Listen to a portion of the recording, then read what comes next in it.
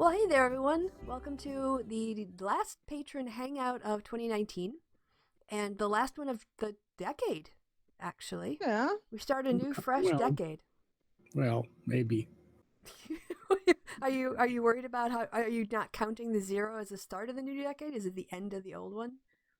Well, there is an argument that the decade starts on the one, not the zero. So, but most people go with the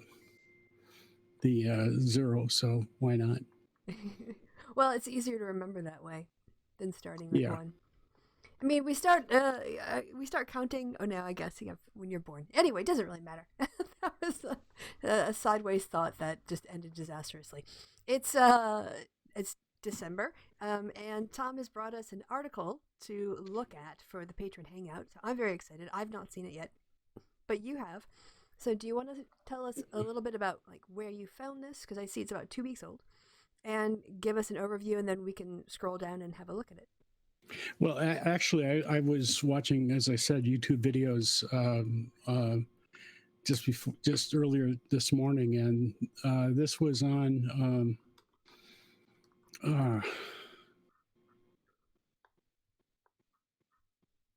Can't remember. Something with fire in it.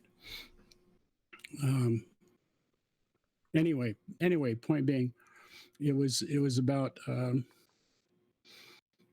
the things that we need to be aware of about Trump supporters and what makes them loyal, and in spite of whether or not there are, in spite of the logical reasons for them to not support Trump for the political policy reasons, why would they support him, even sometimes against their own best interests?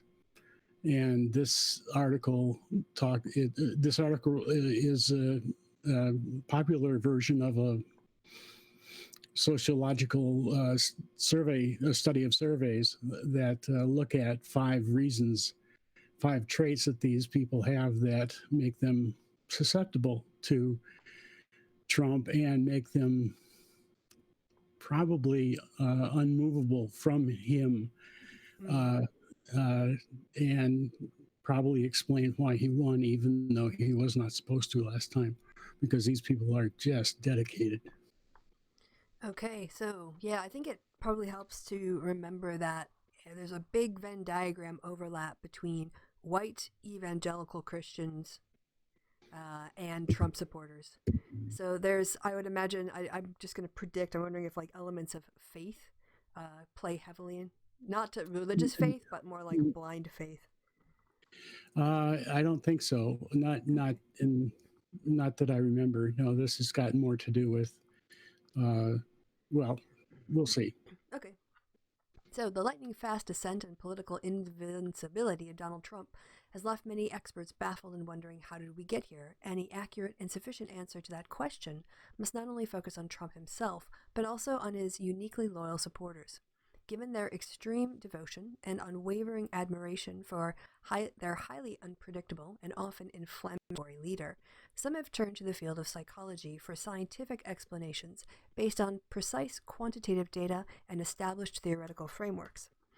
Although analysis and studies by psychologists and neuroscientists have provided many thought-provoking explanations for his enduring support, the accounts of different experts often vary greatly, sometimes overlapping and other times conflicting. However these insightful critiques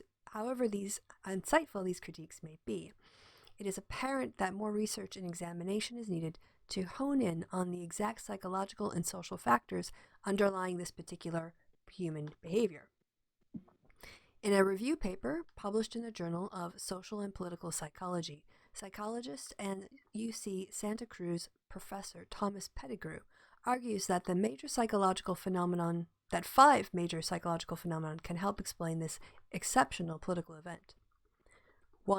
Authoritarian personality syndrome. Maybe after this one we'll stop and then we can bring Marianne about the study she saw and see if there's any parallels. Yeah. Mm-hmm. Authoritarianism refers to the advocacy or enforcement of strict obedience to authority at the expense of personal freedom, and is commonly associated with a lack of concern for the opinions or needs of others. Authoritarian personality syndrome, a well-studied and globally prevalent condition, is a state of mind that is characterized by belief in total and complete obedience to one's authority. This is where the blind faith thing kind of comes in. Yeah. Okay, yeah. Those with the syndrome often display aggression toward out-group members, submissiveness to authority, resistance to new experiences, and a rigid hierarchical view of society. The syndrome is often triggered by fear, making it easy for leaders who exaggerate threat or fearmonger to gain their allegiance. Although authoritarian personality is found amongst liberals, it's American English, it is more common among the right wing around the world.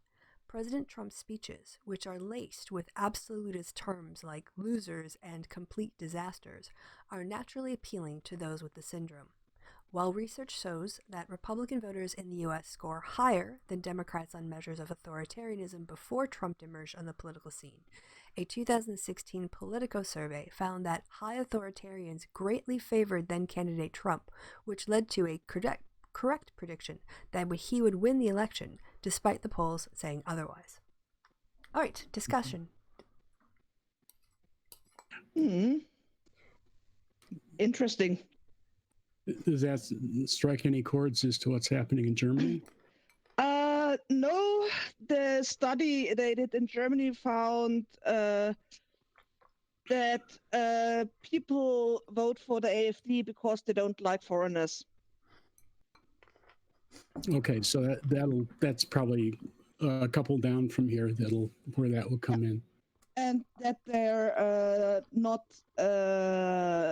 social from lower socioeconomic status, but more tend to the mid to higher end, and that they're basically just assholes. Wealthy, they're not poorly off. Yeah. They're not poorly off. They're moderately well off to wealthy, and yeah. Got it.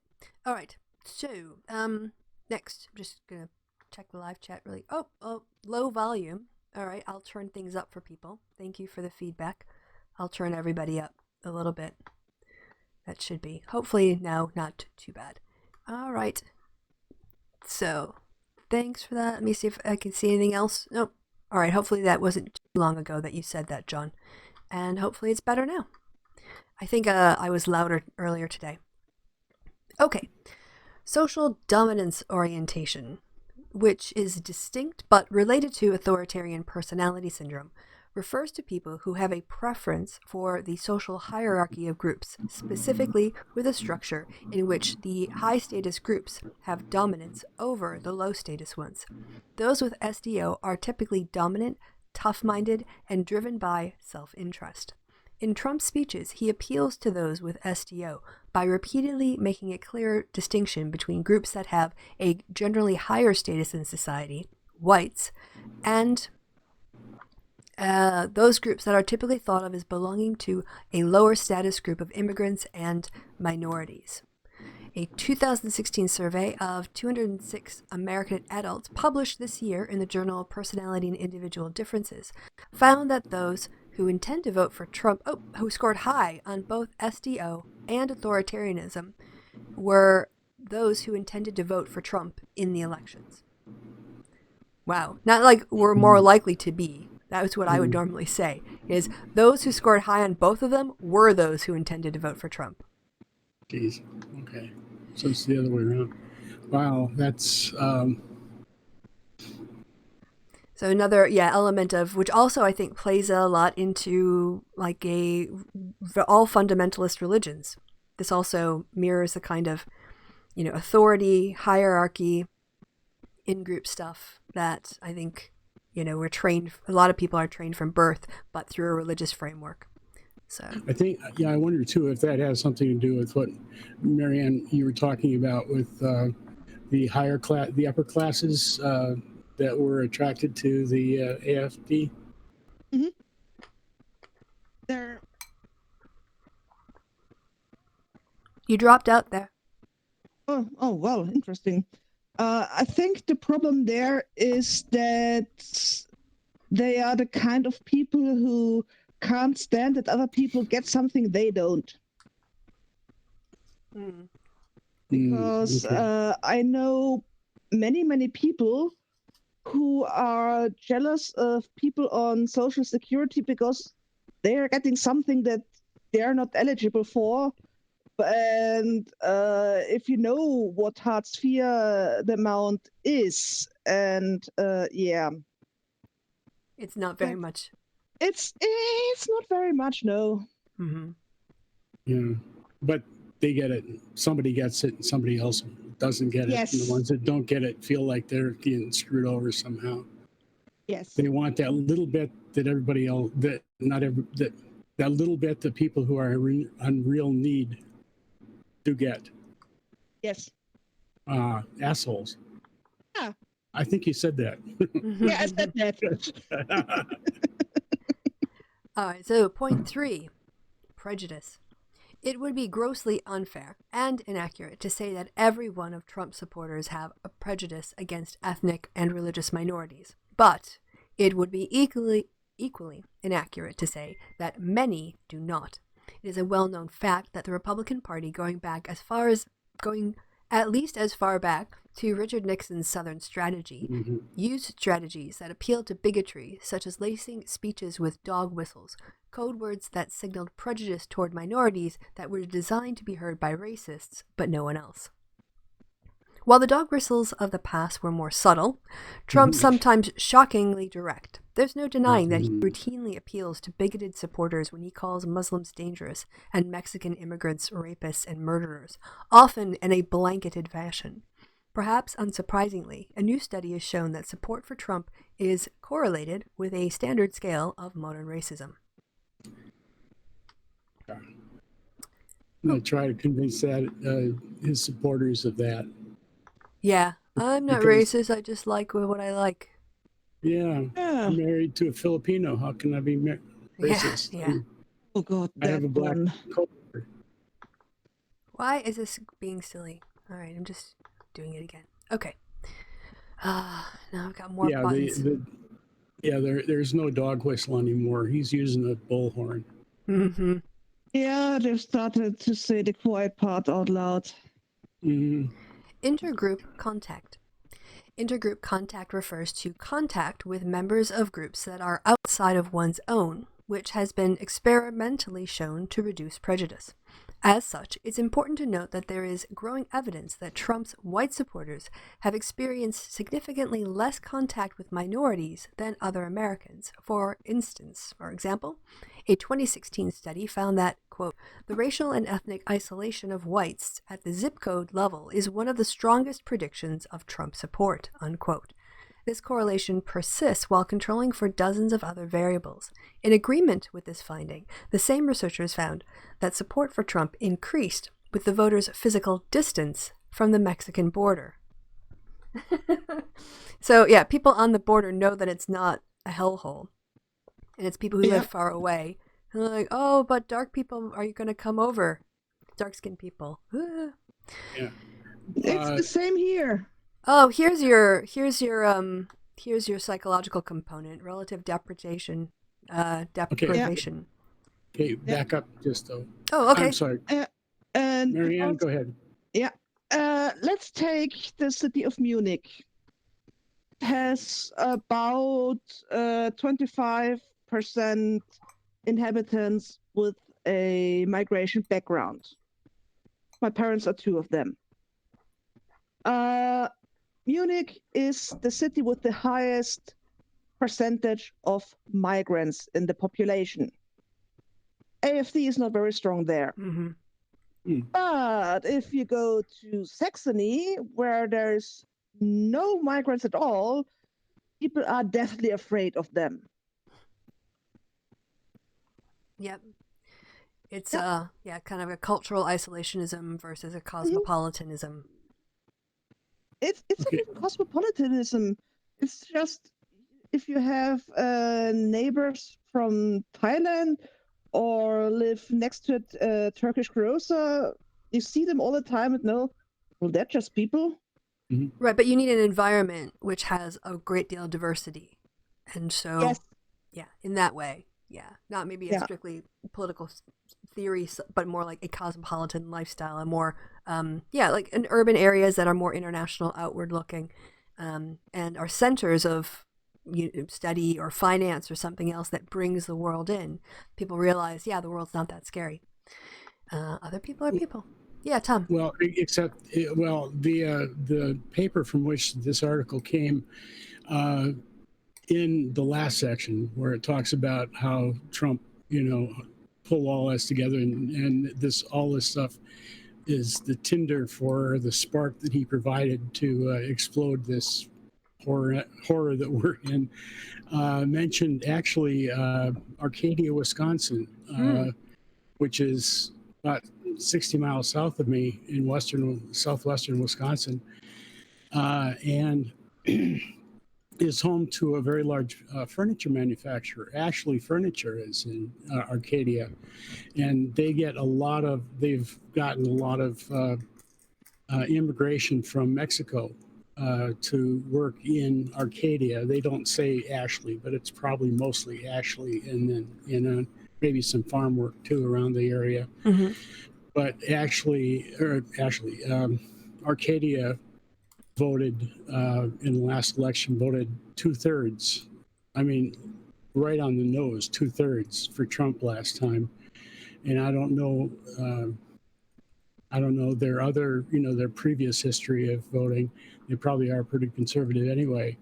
But 2/3 in a district that where Ron Kind is the Democratic congressman seems, and it's not that far from where Ron Kind lives either. So it seems like a little bit of that this contact in this particular way, and it probably brings in the next one too, the relative deprivation that people are feeling like they're being pushed out of jobs because of immigration. Yeah, I think there's also a nexus between people and their economic status. So people who are competing for manufacturing jobs and other things like that would maybe perceive a more direct economic threat than somebody who's working at a university. So that could also be part of it. Is a class division. So relative deprivation. Relative deprivation refers to the experience of being deprived of something to which one believes they are entitled. Okay. It is the discomfort felt when one compares their position in life to others who they feel are equal or inferior but have unfairly had more successes than them. Common explanation for Trump's popularity among non-bigoted white voters involve economics. There is no doubt that some Trump supporters are simply angry that American jobs are being lost to Mexico and China, which is certainly understandable, although these loyalists often ignore the fact that some of these careers are actually being lost due to the accelerating pace of automation.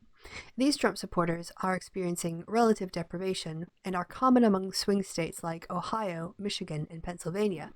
This kind of deprivation is specifically referred to as relative as opposed to absolute, because the feeling is often based on a skewed perception of what one is entitled to. For example, an analysis conducted by 538 estimated that the median annual income of Trump supporters was around $72,000. If such data is accurate, the portrayal of most Trump supporters as working-class citizens rebelling against Republican elites may be more myth than fact. So Bobby here, Bobby Azariana, is a writer. Azarian, yes. Azarian. Okay, thanks. What Tom said. PhD in neuroscience. His research has been published in journals like Cognition and Emotion and Brain Mapping, and he's written for The Atlantic, New York Times, BBC Future, Scientific American, Psychology Today, and others. $72,000 a year. That's the median income, which means that it's the average. It's not the most common, which would be the modal, and it's not. Mean, median. Oh no, wait. Sorry, I'm sorry. Mean is the average. Statistical mean is the average. The median means the difference between the highest and the lowest. The modal one would be the one that appears most frequently. I kind of like to know what the mode of things are. I want to know, because you can have some extremes that can pull out even the median if you have, but anyway. So that's just a way to think about the way they're describing the math. I wonder about that with the median. If the really high income folks are pulling that median up. Yeah, that's why I like to see the modal. Which one is the Right. most common number? So I'm not entirely sure that the last sentence there in the article is accurate. Yeah, that's. I also kind of went in there saying I don't know that's a good inference from his statistics basics 101 there in terms of descriptive statistics, picking the median annual income. Yeah. Anything else, Marana, that you wanted to say on that one? Because that sounds a little bit more like what you were talking about. It's the study from Germany looked at the amount of people from each socioeconomic strata who voted what, and the working class people didn't really vote that much more than expected, and for the AfD, and it was really the richer folks who did. Right. So yeah, it wasn't the typical working class. No, anger. not a stereotype. It's the title of the study they did is AfD-Unterstützer sind noch nicht abgehängt, sondern ausländerfeindlich. Danke, AfD supporters aren't left behind. They're xenophobes. Yep. Yeah. It's just as easy as that. You don't have to look at complicated things. They're just xenophobes. I'd like to, if you don't mind, what we went through is sort of the what might be considered sort of the data from the article or from the research study that I was looking at. I'd like to, if you don't mind, read the first paragraph of what's called the spark. What we read was the Tinder. Okay. And I'd like to read, if you don't mind. Yeah, you got it in front of you? Brilliant. Yes. Yeah, go ahead. Okay. Please. I'm tired of reading. The first paragraph of the spark. I'll see if I can read it all as well as you. Probably not. Okay. The spark. All 5 of these tightly interconnected phenomena, authoritarianism, social dominance, prejudice, lack of intergroup contact, and relative deprivation, make people vulnerable to an intense sense of threat. Authoritarian leaders have long understood that they can attract followers by enhancing this perception of dangerous threats to society and offering simple solutions. Sometimes the threats are real. Hitler with the massive Weimar inflation, that was real. But often they're imagined, as with Trump with the patently false claims of declining economy, massive voter fraud, increased crime, unvetted immigration, all that kind of stuff. In the background of genuine terrorist threats, Mideast conflict, and a recent Great Recession, even imagined threats seem plausible, especially to citizens who are already easily threatened and who have witnessed rapid changes in their localities. So that's the that's kind of the sort of a summation of where all what why these people are susceptible to Trump, and why all these 5 things sort of add up to these people aren't leaving him because they believe that they're that they're hanging on for dear life, and that things would fall apart entirely if Trump were not president. And that message is reinforced every day on Fox News. Yep. Oh yeah. That is basically their message. Yeah, and in Trump's tweets. So. Yep. Oh, I have the snap title that you sent me here. Yeah. So AfD Unterstützen supporters. Yeah. Are not here abgehängt. Left behind. Okay, but Auslander, evil. Ausländer feindlich, xenophobes. Xenophobes. Okay, so like outsider, enemy-ish, is how I would translate that literally into English. Yeah. I love it when you break down German words because if I was watching that and someone just said that word, I would just have to say outsider, and find is like enemy, and then kind of like leash is kind of like a e or ig or something. Yes. In German, so it's like outsiders are icky. Yes. Yeah. So AFD supporters are not really put upon; they're just assholes. Yeah. Exactly. What you said. Yeah. Yeah. But I just like sometimes I find German so amusing to translate literally into English. Oh yes. They have just very descriptive, blunt words, and then we have something like xenophobia.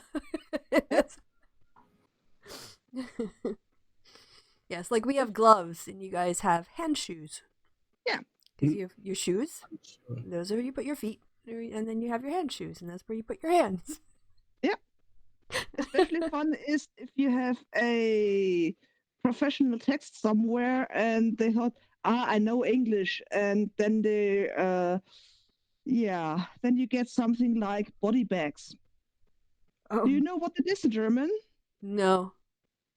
That's those one-strap backpacks that have a strap diagonally across your torso. Yeah, that's not what we would call a body bag. No. Oh, okay. I mean, Well, obviously, it's a bag that hangs on your body. It's Yeah. a body bag. But another fun thing that it was in a article about the Iraq War, and the agency message mentioned cannon cotton. Cannon cotton? Yeah, that's nitrocellulose. Yeah. Oh, yeah. Oh, toot toot. Uh, Is that you, Tom? Do you live by a train? No, I just fart real funny. No, that's a train going through. Yeah. Well, actually, we call that, or at least the old timey term for that was gun cotton. Yeah. Nitroglycerin in cotton cotton wadding. Oh. As a relatively stable propellant for artillery. Yeah. Well, I'm often amused by this too whenever I have to go through the safety instructions in German on an airplane. But I want Mariana to do a literal translation of the word oxygen into English words. Yeah. Acid stuff. What's that? If you translate oxygen, say it in German.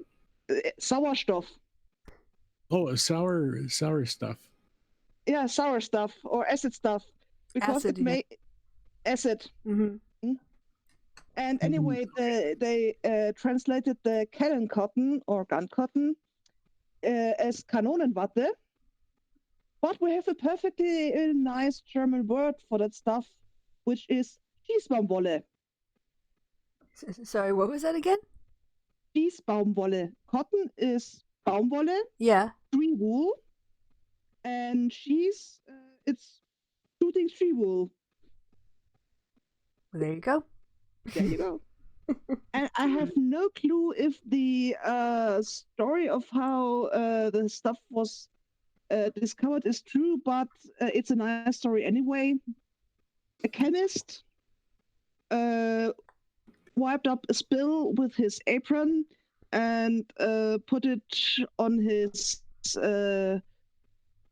Kachelofen, the tiled heating things, to dry for the night. And when he came down the next day, his apron was gone. And he asked his housekeeper, Did you take my apron to wash? No, I haven't entered your lab in the last few days. And after a bit of thinking and experimenting, I made my apron explode overnight. By mixing it with the cotton. Mm-hmm. Yeah. As I said, no idea if it's true, but it's a nice story anyway. Yeah, that's sweet. John wants to know if you live on the wrong side of the tracks, Tom. Are you from the wrong side of the tracks? I don't know what that means. Well, I know what the term means. I just don't know what that means in because I live in Wheeler, Wisconsin. I think we're both, both sides are probably wrong. There are more houses. I live actually on a highway. My street or avenue or whatever outside my apartment is actually a state highway, and the other side of the tracks is just a city village street. So, oh well, I have more status, I suppose, but it's not terrific. Yeah, I think he just wanted to know if you're rough, if you're gonna come with your brass knuckles for a fight and you're already in your pocket. I don't fight. Okay. I snipe. You strip? I snipe. Oh, you snipe. Right. No. I'm not gonna put my body in danger. I'm gonna stand back 5,000 feet. Go from there. Oh, you bet. All right. So no definitive answer on which side of the track, right or wrong, Tom lives. But John wants to know if we have predictions for 2020. So anyone want to make predictions for what was going to happen in the next year? I know. No. I have one. Okay. I'm going to get a $19 a month raise from Social Security. Ooh. That's my prediction. Oof. That's you're going to Outback one more time a month, or I don't know, what is a good restaurant like? I don't go to restaurants much. Cafes? They're no. I will probably buy something electronic, or I might buy another one of these Henley shirts for the winter. Is that really? What is a Henley shirt? You probably can't. Can you? Other direction. Yeah, I can make this screen bigger. No, other direction. Wait. Okay. It's got 3 buttons. Ooh, okay. Mm-hmm. There. Geez. Nice. I don't know how this works. Yeah, it buttons up. It's like a heavy T-shirt or a light sweatshirt, but it buttons up, and you can adjust it for the weather a little bit. Nice and warm and cozy. Which, yeah, my dad was saying that it was raining, but snow's expected. Yeah, it rained. It's been raining. Let's see. I can't tell right now, but it's been raining for the last, more than a day straight. I mean, it stopped. It sort of tapers off, but it never really stops. There's at least a mist all the time. And it's above freezing now, but when it freezes, it's going to be an ice skating rink. And the after it gets cold enough, it's going to snow, and we've got anywhere from, they say, 2 to 4 inches of snow coming. Some of the predictions are up to 6 to 8 inches. So with ice underneath. With ice underneath. Fun. Yeah. So it's massively. Ugh. Yeah, Wisconsin winters are sounding more and more like Missouri winters. Yeah, we've had not much. We've had pretty mild weather for probably a month. We had snow, a couple of days of snow with maybe 1.5 feet of snow altogether about a month ago, and now nothing for a while. Well, I don't know what German Christmases were like 35 years ago, but I know it was been mild, above freezing. How about where you are? Well, When I was a kid in Munich, we usually had a thawing period around Christmas, snow beforehand, snow afterwards. But most of the Christmases I can remember from when I was a kid were green. So, but now we have no snow beforehand, and yeah. Yep. Definitely. There was actually someone, it was an ABC News, put out some sort of interactive graph where it says, if you were, go to this graph and see what decade you were born in and what the weather was like that, compared to now. I didn't have time to look at it, but it looked pretty cool and disturbing. So, yeah. I look like a brawler, it looks like. That's what John thought. Okay. He's like, he thinks you're like a baller and a brawler, and you wish you were taller, and if you had a girl, you would call her. Sorry. Don't get those mixed up. Not in public anyway. I like the idea that some people think that I might look like a brawler. So tough people might look at me and say they might get hurt if they try to mess with him. And which would be a good thing because the back of my car is plastered with liberal and I have my Obama Biden sticker from 2008. It's still on. I still have my Hillary sticker on. I got a bunch of stuff about close the camps. Nice. Things like that. So I have seen people look at the back of my car and be just offended as hell. And that's fine. But I've also had people be very pleased with what they see. Thumbs up kind of thing. Nice. Yeah. And also I have a Scottish flag also on the back, so I get some thumbs up from that too. Yeah, you get some street cred for your brawling, your Highlander traditions. Oh, okay. I need to claim more. I'm going to predict Trump will not be reelected. I'll make that prediction for 2020. I mean, it's not like I'm going to jinx it. It's not like, but I think that it's pretty. I've never seen a president, I don't know, since polling began, that was under 50% and went on to win re-election. I think he's got a real uphill battle, but yeah, we'll see. But I'll feel pretty good about that prediction right now. I also will predict that the Senate trial will end up hurting the Republicans more than it helps clear Trump. So I think that if they don't have a fair trial, there's going to be an easy narrative that they basically didn't have a fair trial. It was a sham, and they didn't take their oath seriously. They didn't take their duty seriously. And if they crack and they call witnesses, well, then that's good for the Dems too. So, yeah, I think either way, Nancy Pelosi's got a winning card or winning hand. So, even if Bernie's a candidate, yes, I've already said this publicly because I vote in Wisconsin. If I'm still in the voter rolls, I have to make sure I haven't been purged. But I mean, I can't in Wisconsin not vote for the Democratic candidate. So. I saw a survey of who supporters of which Democratic candidate would vote for if their candidate doesn't get in, and of all the combinations against Trump, of the top four Democratic candidates, the Bernie voters were the most loyal to the Democratic Party in that survey. So something to consider. I don't think there's going to be a lot of Bernie bros backing anybody else.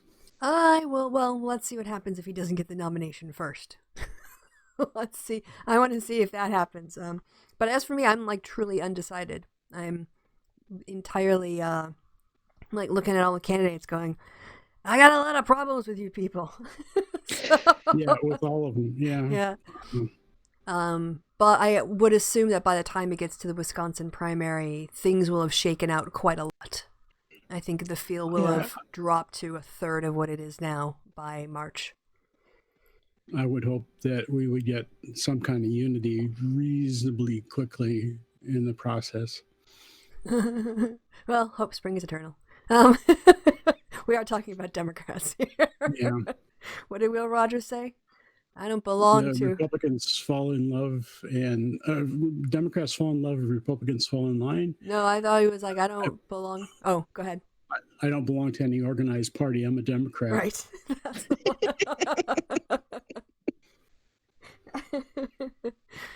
Yeah, Pretty and the much. GOAT is right. Even if Trump isn't reelected, it will be a hell of a party.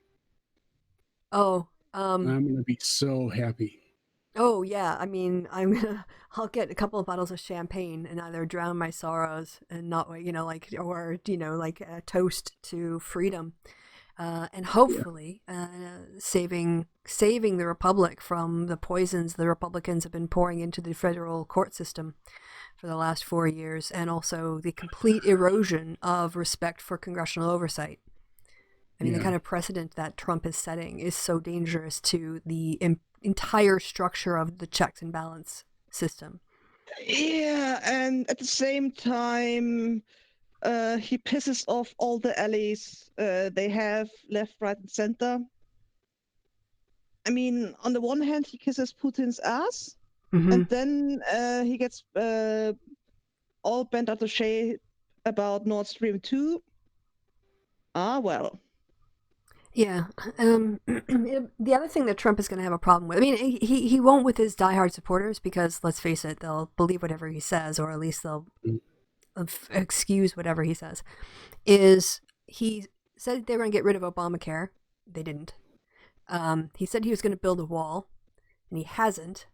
And he's, I guess, hoping the economy is going to continue to go forward. But as Brexit becomes more stabilizing, we're going to see what global effects that's going to have, because Boris Johnson wants to be out by the end of 2020, come hell or high water. So, The official Brexit will be January 31st if they go ahead as planned, but they will have all the final negotiations done regarding trade deals with the EU by the end of the year.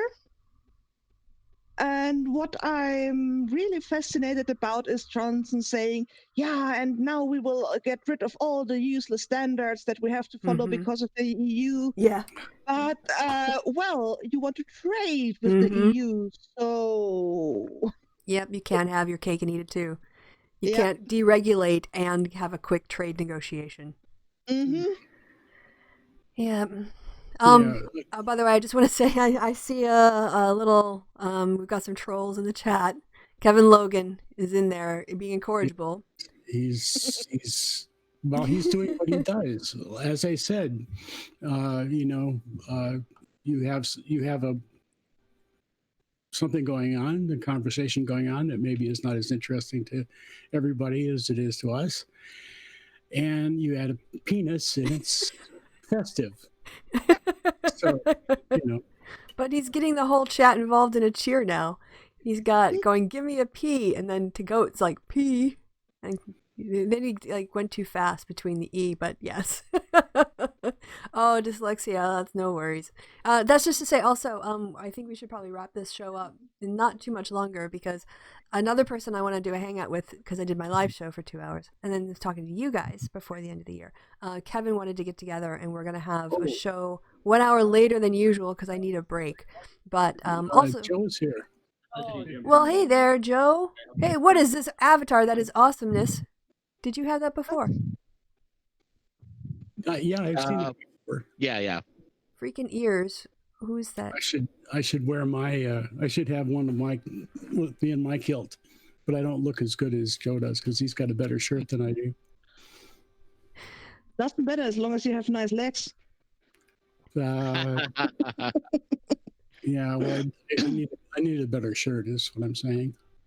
Well, we're glad you could join us. Although we were talking about wrapping it up and keeping it to a Steve Shives length show. But Marianne, were you going to say something? Oh, there was a fun thing when I was 7 or 8 or something, and we were hiking, and we were at one of the huts in the Alpenverein, and dad was sitting there drinking a beer, and another group of hikers came along, and because the terrace where my dad was sitting was raised, so his legs were at about eye level for the hikers, and there was a bit older woman who walked by my dad, slapped him on his calf and said, "Berge Badelhorst," as in, you have calves like a bear.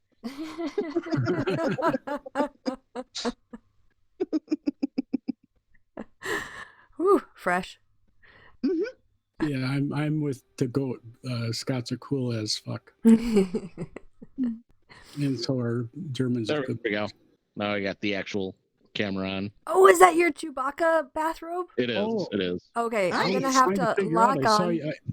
I saw you on I just in passing on Steve's show. The Steve show, yeah. I just ducked out of that. In fact, what do you call it? For the last few seconds, they're of course been off the air, but what do you call it? We were still talking, and Oh, fair. yeah. I was like logging into this one and hadn't logged out of that one yet. And they like heard bits of this.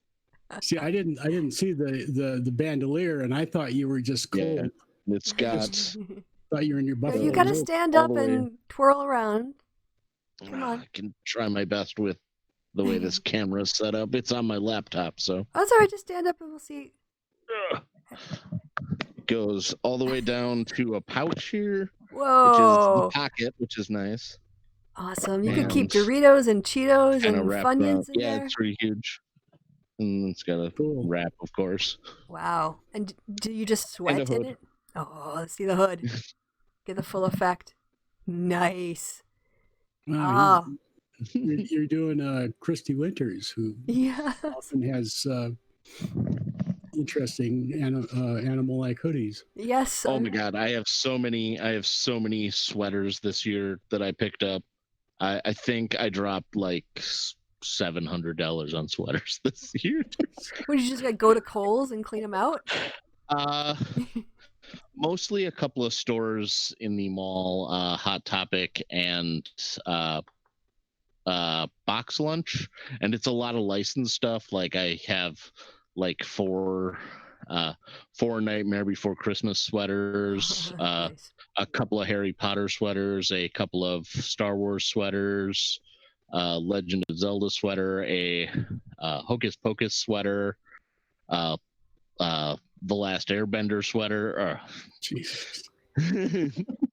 Yeah, I just went crazy because I had a decent amount of extra money, and the sweaters were awesome. Nice. Well, you're never going to regret having a sweater to wear. It's true. That's a good investment. Unless you love it so much that you wear it out. And you're like, oh, why didn't I get two when I had the chance? Mm. I picked up a 3D sweater for a ugly sweater contest at work. And if you don't know what a 3D sweater is, the one I have has a essentially like a stuffed T-Rex that the front is like velcroed and what do you call it here, and then the tail is through the back. It's essentially just a toy that's just sitting in two halves on my sweater. Then you take the halves off and have an actual sweater, or are you stuck with that? Yeah, it still has the Velcro lines, but you can wear the sweater without the thing. The toy doesn't go together completely right because there's like an empty space where your torso is. Mm-hmm. I wonder if they do chest burster sweaters like this. Oh, from Alien? I was really looking for it. I didn't see anything like that. I did see it wasn't part of a sweater, but it was like part of a Halloween costume. It was a maternity sweatshirt that had like a gruesome zombie baby coming out, but not like full chest. It was like lower at the baby bump. That's when I was looking for ugly sweaters, I saw the baby bump Halloween costume, and I'm like, wow, I can't imagine anyone wearing this, but it's pretty great. Yeah, you have to have the right kind of sense of humor to carry that off. Yeah. was a Halloween costume for a baby, where the parents had tied a face hugger to the pacifier. And Oh boy. Oh jeez. Oh, baby's gonna grow up so scarred. where had the baby in the pram, and the baby was sleeping with the face hugger on his face. I'm watching Too Fitty go nuts here. Yes. Look at what Kevin started. I know. What a- And he came what and a shouted jerk. spoon at us as well, and we're not even Workhorse. Yeah, I'll go back to I think. Okay. It starts with vulva, and then clitoris. I think, yeah. Ovaries. Is there anything before vulva? Yeah, Kevin started with penis. Well, I know, but Yeah, I think there was the C China. word. Unt. And then it started with vulva. And then spoons. And then Scott shirts. And then we're back to spelling out bits of ovaries, fallopian tubes, uterus. Well, it's very complicated. You can't say that the show isn't educational. No, definitely get to learn all kinds of words spelled out. Yeah. Whether you want to or not. So so you sounded like you had a pretty good Christmas there, John? Joe? Sorry. Yeah, it was good. I ended up working Christmas night, but it wasn't a problem. But I finally got to meet my my new niece and nephews. Oh, yeah. My brother my brother and his wife, of course, had triplets about a month and a half before. So, wow. And, the hospital they had to go to because they needed a specialist in multiples was far enough away that I didn't go to visit them in the hospital. And I think it was like a week before Christmas, the third one finally was able to go home. Wow. That's just going to be like 24/7 manual labor. Oh yeah, it's going to be so bad, especially when they try to go back to work. Oh, like I don't know. I think you should just if you have triplets, you should just be given a government grant for a year because because honestly, just raise your kids for the first year of their lives, just and then try to get some sleep. It's just to keep them fed and changed and. And then try to get some sleep yourself just for the first year because you've got 17 more to go. Somebody to come by to watch the kids for a couple of hours so you can actually sleep. Yes, just a little bit of support. I mean, triplets, come on. I mean, twins is enough, but I mean, triplets. I don't want to let it go though. The Too Fitty, after he spelled out all this stuff, put his comment was, I kind of amazed I spent all those right. You spent and now he noticed the irony. Nice. I did not want to let that go because I wanted to get at him. Gotten. Yeah, Mariana, you want to say something? Did they get the triplets by accident or IVF? IVF? No. It was pure. They weren't even looking for another kid yet. So no, they already have one. And ham triplets. Wow. Yeah. Wow. That's surprise. Yeah. When my brother told me, I'm like, do you want me to be happy for you? I don't know the reaction here. And obviously I know how naughty your 1.5-year-old is, and I'm sorry. I mean, obviously kids are lovely and people love their children, but just 3 infants. I mean, I don't even think there's enough breast milk a woman could produce in a day. I'm sorry. That's got to be. Oh no, that's not a problem. They produce on demand. They produce that what? Works. On demand. on demand. Ah. So, mhm. So she's just gonna have to like have she Gatorade was and she breastfeed was with talking Gatorade. about how much more she has to pump now than she did when it was just one. Oh. Yes. Oh God, no. I was looking at, I keep looking at the chat because that's amazing. We're talking about this, and we're talking about first the triplets and now breast milk. And bring the chat up. John says, "When it rains, it pours," and it kind of fits for both.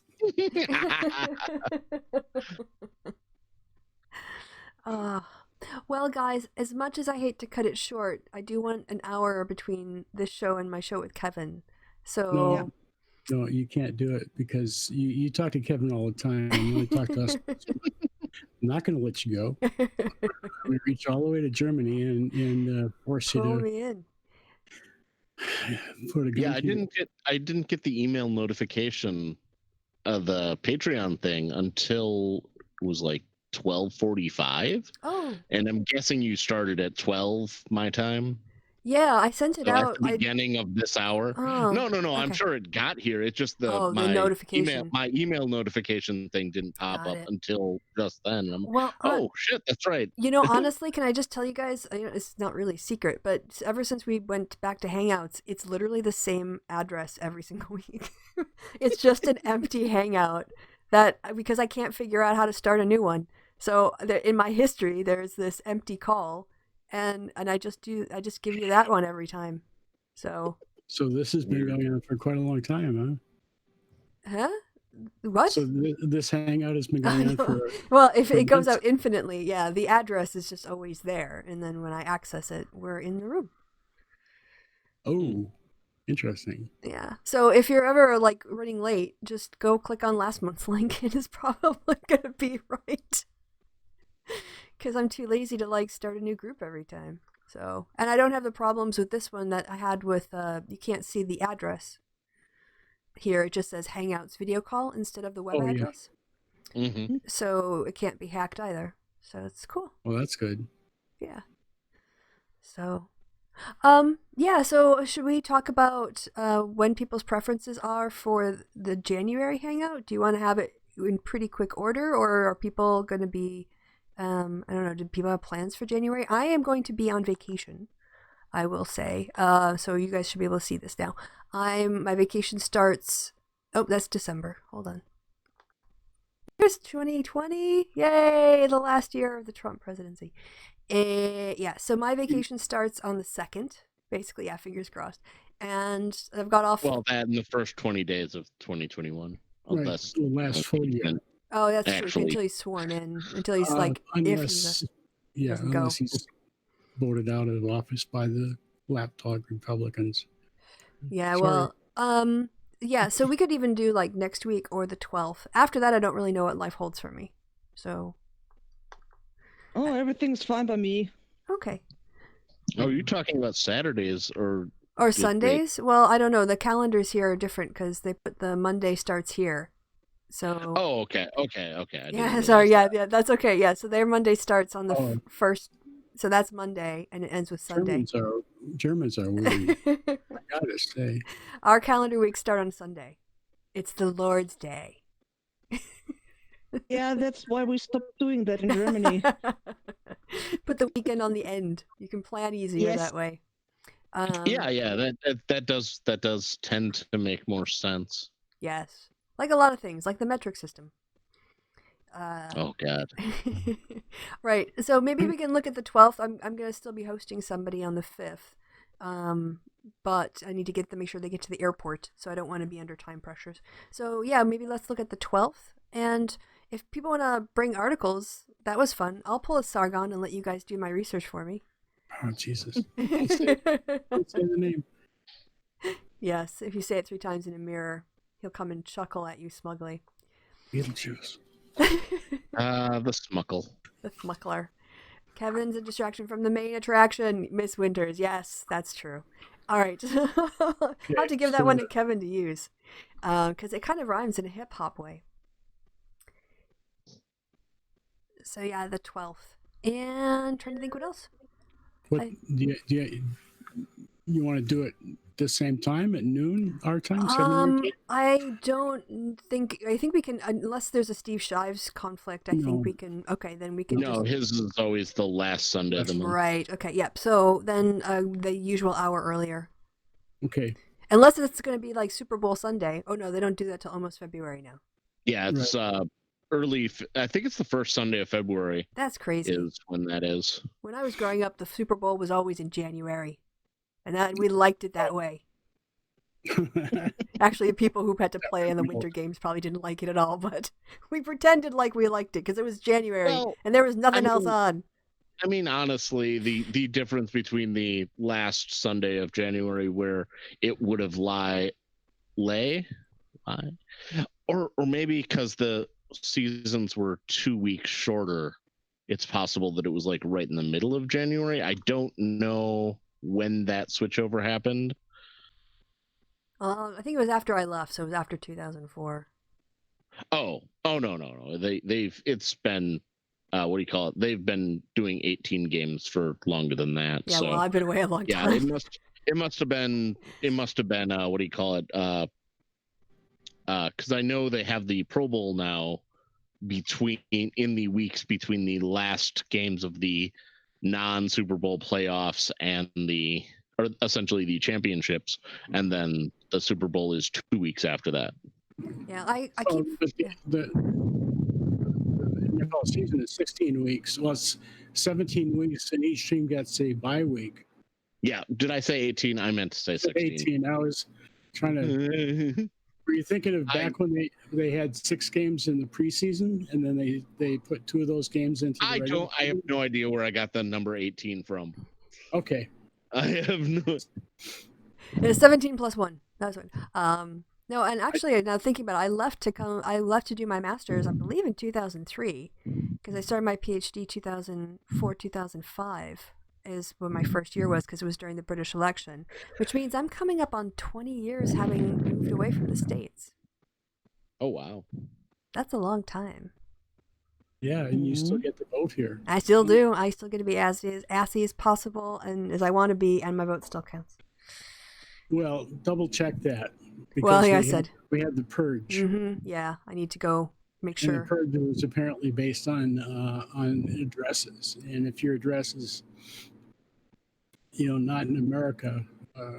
Yeah, exactly. Although I don't know. They might think that if you're out of the country, you might be military, and they don't want to piss off the military. So. Yeah, I'll have to figure out how that works. I mean, I've got the current, I think my driver's license still has the address that I voted at, because it's basically whatever address you lived at last is where they consider you your resident when you don't live there anymore.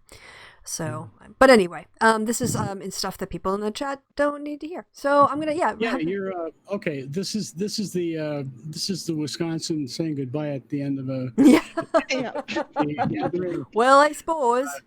I suppose we're. I think everybody's in the car, and the host is the host and hostess are waving goodbye or trying to wave goodbye, and. Yeah, and you gotta everyone in the car's gotta wave, and then they stand in the door and they wave, and you wave from the car and they wave from the door, and then the drivers gotta make sure they don't back up and over the road into the farm field, and then everyone's gotta wave, and then you gotta toot the horn as you go away, beep beep. That's how we did it in my family. Does that sound about right? Yeah. Which takes 20 minutes, half an hour to actually leave. Which all of this Wisconsin voting thing makes me want to thank those who helped replace my boss as a employee of the state of Wisconsin.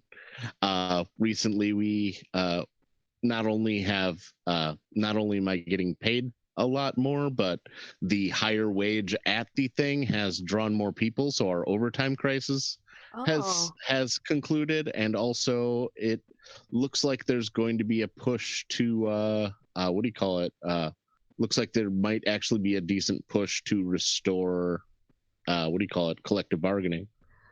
That would be great. That would be very good. I would love to see the tide turn on that.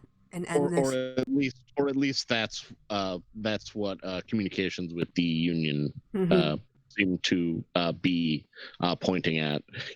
It's still kind of a maybe thing because the way the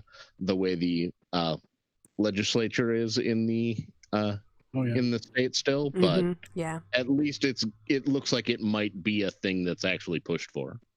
You have somebody in the governor's office that actually cares about people. Yeah. Imagine that. Yeah. Well, I'm waving goodbye. Okay. I'm going in the house and closing the door, locking things, turning off the lights, pulling down the shades, and I'll see you in a couple of weeks. All right. Well, can you stay 2 minutes while I do the official end, or are you going to leave us before I end the end? Because I'm wrapping up. Damn it. So, Okay, yep. okay. The door's locked. I'm standing in the door, but the damn thing's locked. To everybody, 2 minutes. everybody who stopped by, thank you guys so much for your views and for watching this nonsense. Who's ever huffing in the camera, they're probably making you kind of hot right now. And come back on the 12th of January, we think, at about the same time, but a bit earlier. And goodbye from me and goodbye from my patrons. So say goodbye, patrons. Bye, Goodbye, patrons. Hey, they did the bit. Excellent. Oh shit, I gotta end this on so many places. Okay, I gotta hit the button. Hit the button, Christy. Bye.